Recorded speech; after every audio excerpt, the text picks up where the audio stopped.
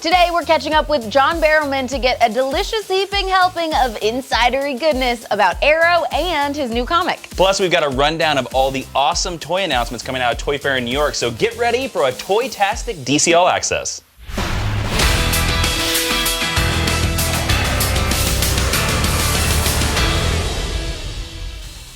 Hey guys, I'm Tiffany Smith. And I'm Jason Inman. Pull up a chair and settle in for all the DC news you need to know this week. Superman American Alien tells fantastic standalone stories about Clark Kent before he donned the red cape and became the Man of Steel. Issue 4 features Clark Kent trying to land an important interview with Lex Luthor, Oliver Queen, or Bruce Wayne. But he's got competition from an up-and-coming journalist named Lois Lane. Pick up your copy to see whether it's love at first sight. Poison Ivy's Cycle of Life and Death features the Lady of Leaves as you've never seen her before. Ivy's first solo miniseries is a deep dive into who she is and what makes her tick, with a healthy side salad of murder and mystery to boot.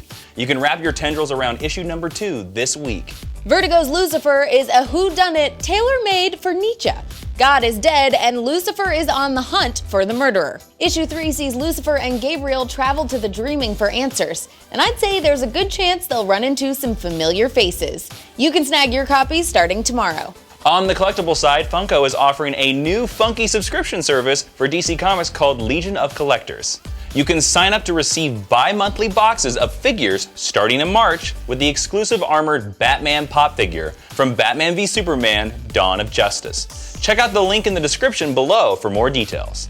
DC Collectibles made some major announcements at the Toy Fair, and I can't wait to add them to my birthday list. If you're pumped for the upcoming DC movies, you'll love the 6-inch premium action figures based on Batman v Superman, Suicide Squad, and Man of Steel. On top of that, Harley Quinn gets some solo love in a new designer series action figure line inspired by the art of Amanda Conner. Plus, Batman the Animated Series fanatics can soon add the gorgeous Batwing replica to their collection. And finally, you can fill out your lineup of DC Comics bombshell statues with Bumblebee and Raven. If you need me, you can find me buried under a pile of amazing new collectibles. For this week's featured story, we go one-on-one with John Barrowman from Arrow to chat about his new digital comic, Arrow the Dark Archer, and to look into the future of Malcolm Merlyn.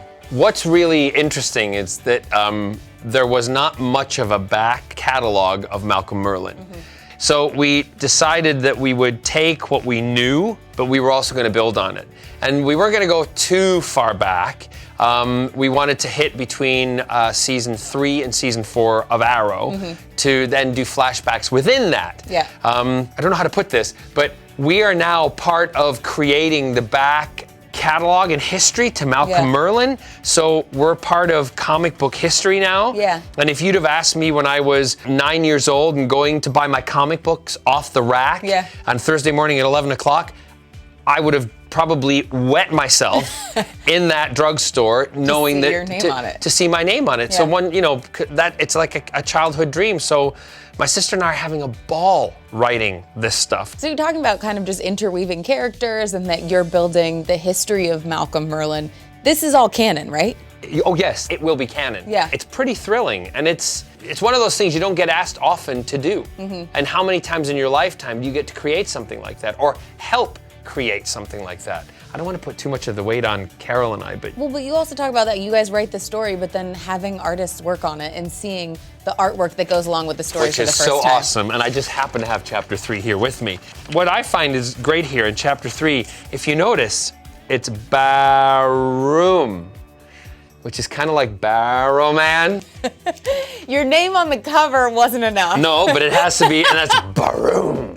I like it. Yeah, so little things like that. And in fact, this character here called Javier, he's actually named after one of my best friends. So cool. So we're doing things like that. And that's a little Easter egg, by the way. Yeah. And he will be very important to important. That's all I'll say on that one. But even things like, see the cat on the ground?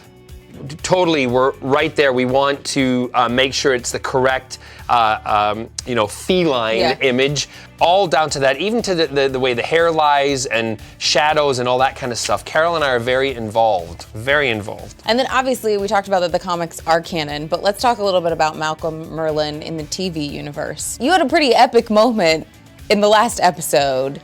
What the heck is, yeah, exactly. I read the script and I'm reading and I'm like, what? I get my hand chopped off? How am I gonna hold a bow?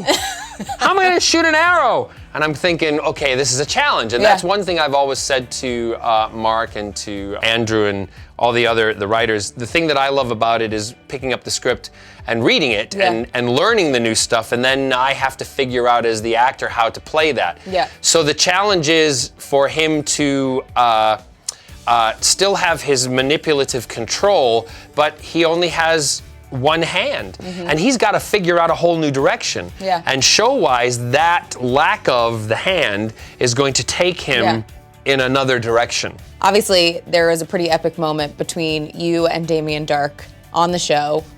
What is the difference do you feel between these two characters? Do you think that Malcolm is really as bad as Damien, or? I've always said Malcolm's a misunderstood hero. Malcolm really wants to do well, do good, but just goes about it the wrong way. Damien's pretty bad.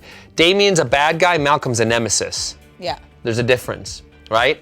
Malcolm's also pretty evil, but what I'm intrigued about seeing is how the relationship, being very careful here, between Damien Darhk and Malcolm Merlyn progresses, because John Barrowman and Neil McDonough have a great time off camera when the camera's not rolling. I was gonna say, I feel like We the have a really good relationship time. between the two of you guys. Yeah, I can't say an awful lot, but I would like to see that relationship develop and also something happen with the stump. I mean, in this world, there's a Lazarus pit that brings people back to life, and I'm pretty sure they'll be able to find a way. And there's also an elixir which reduces the bloodlust to your daughter, so there's a lot of things. We still don't know what's in that little green vial, do we? We don't. But I have a feeling we're gonna find out! I have a feeling if you keep reading the comic book, you'll find out. Not chapter 4, but maybe in the future. I'm just gonna read here. That's all the news for now, but before we go, here's our panel of the week.